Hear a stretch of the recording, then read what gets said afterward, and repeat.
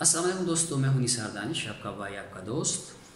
میر کے حوالے سے بات ہو رہی ہے اور میر پر ہمارا جو آج کا لیکچر ہے، میر کے حوالے سے اکثر یہ سوال پوچھ جاتا ہے کہ مذہب عشق کے حوالے سے میر نے ایک شعر کہا ہے، آپ وہ سنائیں، یا مذہب کے بارے میں میر کا کوئی شعر سنائیں۔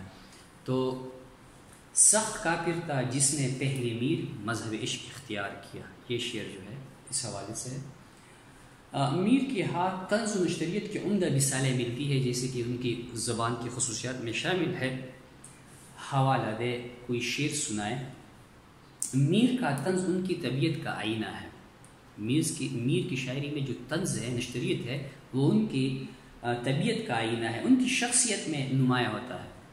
میر کا طنز ان کی طبیعت کا آئینہ ہے، ان کی شخصیت ان میں نمایاں ہوتا ہے۔ ان کے طنز سے معلوم ہوتا ہے کہ وہ عالم دنیا یعنی دنیا کے تجربات سے گزر چکے ہیں۔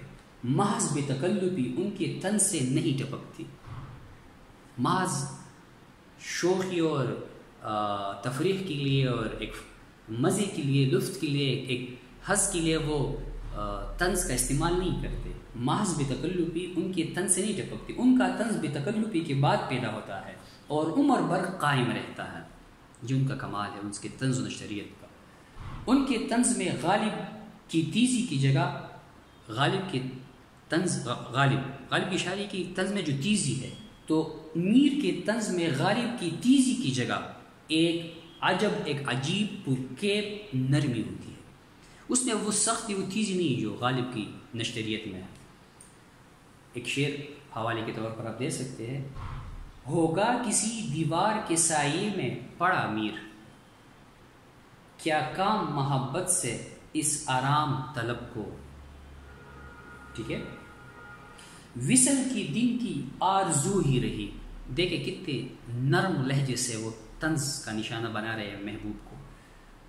وصل کی دن کی آرزو ہی رہی، شب نہ آخر ہوئی جدائی کی۔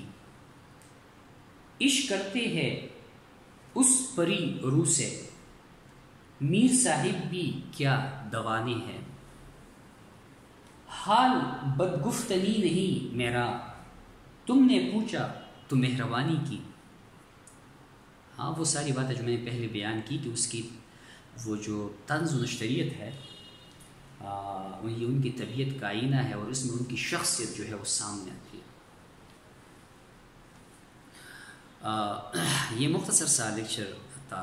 اس کے بعد جو میر کے بہت اہم سوالات آ رہے ہیں، میر کا تصور غم کیا ہے، بہت بار پوچھا گیا ہے۔ میر کا تصور عشق کیا ہے، تصور حسن کیا ہے، انشاءاللہ اگلے لیکچر میں اس پر بات کریں گے۔ دعا میں یاد کیجیے گا۔ اللہ حافظ۔